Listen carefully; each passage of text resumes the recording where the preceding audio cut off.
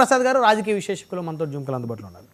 Right, ముందుగా లింగమనేని శివరాం ప్రసాద్ గారితో మాట్లాడదాం. రాజకీయ విశ్లేషకులు శివరాం ప్రసాద్ గారు నమస్తే అండి. నమస్తే అండి.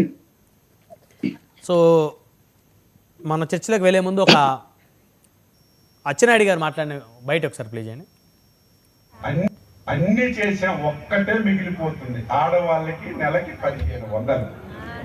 అది చెయ్యాలంటే ఆంధ్రాని అమ్మాలి, ఇంకా ఆలోచన చేస్తుంది. అంత డబ్బు అవసరం ఉంది.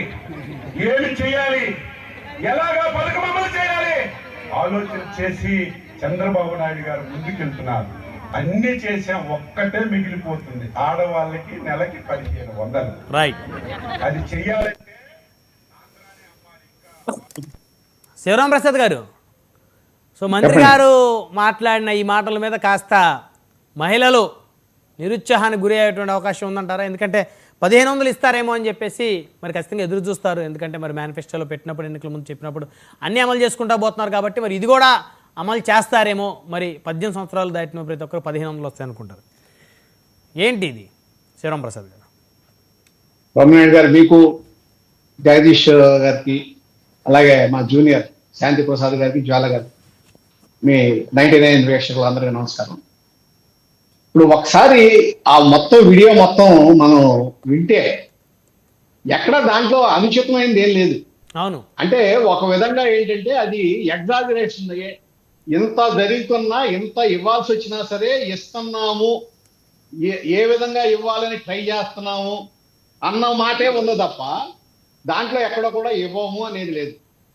ఇప్పుడు ఒకటి ఇక్కడ మనం చూడాల్సింది ఏంటంటే మీడియా సెన్సేషన్ కోసమే చూస్తుంది. అట్లాగే సరే ప్రతిపక్షంగా వైసీపీ నాయకులు ఏంటంటే ముందు వెనక తాక్ కట్ చేసి మాట్లాడటం అనేది అలవాటే కదా. ఏ పార్టీకైనా, వైసీపీ అయినా టీడీపీ అయినా, ఎదురు పార్టీ వాళ్ళు మాట్లాడిన దాన్ని అనుకూలంగా మార్చుకుంటాం వాళ్ళకి అలవాటు. అట్లాగే అచ్చెన్నాయుడు గారు ఆ విధంగా ట్రోల్ అయ్యే అవకాశం ఇవ్వటం ఆయనకి అలవాటు. ఎందుకంటే ఇది వాళ్ళే కాదు, గతంలో తిరుపతిలో కూడా చూసాం మనం. ఒకసారి తిరుపతి బై ఎలక్షన్ అప్పుడు కూడా ఇదే విధంగా ఏదో క్యాజువల్ గా మాట్లాడేస్తే టిఫిన్ దగ్గర పోలీసులు కూడా అన్నారు, అది రికార్డ్ చేసి బయటకు వదిలేశారు. అంటే ఆయన అవకాశాలు ఇస్తారు పాపం. ఆయన ఏంటంటే అక్కడ ఒక ఉత్తర ఆంధ్రాకి సంబంధించిన స్లాంగ్ ఒకటి, అట్లాగే ఆ వ్యంగ్యంగా మాట్లాడటం, తర్వాత దాన్ని మేము ఎంత ఇబ్బందులు వచ్చినా సరే, ఎంత డబ్బులు ఇవ్వాల్సి వచ్చినా సరే ఇవ్వటానికి ట్రై చేస్తున్నామని చెప్పడం కోసం చేసే ప్రయత్నంలో ఆయన దొరికిపోతున్నారు.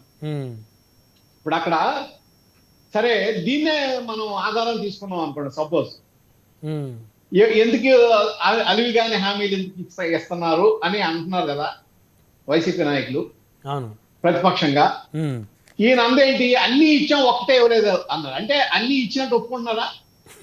సూపర్ సిక్స్ లో అన్ని ఇచ్చేశారు, ఈ ఒక్కటే ఇవ్వలేదు అనేది ఒప్పుకుంటారా? అది కదా అక్కడ. అదేంటంటే మొత్తం విన్నప్పుడు, ఇప్పుడు మీరు దాన్ని వినిపించినప్పుడు కూడా మొత్తం విన్నప్పుడు ఎక్కడా దాంట్లో మనకు అనుచితంగా కనపడలా. విన్నవాళ్ళు కూడా నవ్వుకుంటున్నారు. మీకు అక్కడ ఎవరైతే వింటున్నారో, ఆ మీటింగ్ లో ఉన్నారో నవ్వుతున్నారు. తర్వాత ఈయన ఏమంటున్నాడు, అని ఏ విధంగా ఇవ్వాలి అనే దాని మీద మేము చంద్రబాబు నాయుడు గారు విస్తృతంగా ప్రయత్నం చేస్తున్నారు, ఇస్తామంటున్నారు. అంటే ఎంత కష్టమైన దాన్నైనా సరే, అంత ఎక్కువ డబ్బులు అవసరమైనా సరే మేము ఇవ్వటానికి ట్రై చేస్తున్నాం అనే ప్రయత్నం ఆయన చెప్పాలనే ప్రయత్నంలో ఆయన దొరికిపోయాడు. అవును, ఆ వ్యంగ్యంగా మాట్లాడుతూ దాంట్లో దొరికిపోయినట్టు. ఏంటంటే గతంలో చంద్రబాబు నాయుడు గారు వ్యవసాయం దండగా అనకపోయినా అన్నారు కదా. అవును, ముందు వెనక కట్ చేసి తలాతోక కట్ చేస్తే అర్థం మారిపోతుంది. అవును, కాబట్టి ఇక్కడ ఒకవేళ ఆయన అన్నది తీసుకున్నా సరే, అచ్చెన్నాయుడు గారు అన్న విధానాన్ని తీసుకున్నా సరే, సూపర్ 6 లో అన్ని అమలైపోయినాయి తప్పే అని ఒప్పుకోవాలి. అది కరెక్ట్ కాదు. ఏంటంటే ఇంకా అమలు చేయాల్సి ఉన్నాయి. ఇప్పుడు ఆగస్టు 15 నుంచి ఆ ఫ్రీ బస్సు ఇవ్వాలి, ఇంకా చాలా వ్యవహారాలు ఉన్నాయి. అట్లాగే రైతులకి ఇంతవరకు ఇంకా మొదలవలేదు. వాళ్ళకి రైతులకి మనం అన్నదాత సుఖీభాయ్ ఇవ్వలేదు కదా, ఇంకా కదా ప్రభుత్వం ఇంకా ఇవ్వలా. ఇవన్నీ ఉన్నాయి, కాకపోతే అవన్నీ ఒక ట్రాక్ ఎక్కువ ఉన్నాయి. ఇంతవరకు ఈ మహిళలకు 1500 అనేది ట్రాక్ ఎక్కల. ఉమ్, ఇది ఏ విధంగా దీన్ని 18 ఏళ్ళు నిండిన మహిళలకు ఏ విధంగా ఇస్తారు, ఉమ్.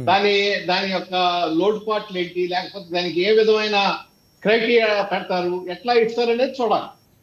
నిజంగా కష్టమైంది. అవును దాంట్లో మరి అనుమానం లేదు. కాదు సార్, మరి 1500 కష్టమైంది అని అనుకున్నప్పుడు మనం హామీ ఇచ్చేటప్పుడు చాలా జాగ్రత్తగా ఆచితూచి ఇవ్వాలి కదా. అవును, ఆయన అప్పుడు ఇచ్చినప్పుడు కూడా ఏం చెప్తున్నారు, నేను సంపద సృష్టించి ఇస్తాము. ఉమ్, ఇప్పుడేంటి 8 లక్షల కోట్లు పెట్టుబడులు వచ్చినాయి అంటున్నారు. ఉమ్, గ్రౌండ్ అవుతున్నాయి, పరిశ్రమలు వస్తున్నాయి, అట్లాగే షిప్ యార్డ్లు ఇదవుతున్నాయి, ఉమ్, పోలవరం రేపు పూర్తి అయితే వ్యవసాయానికి కూడా ఇదవుతుంది.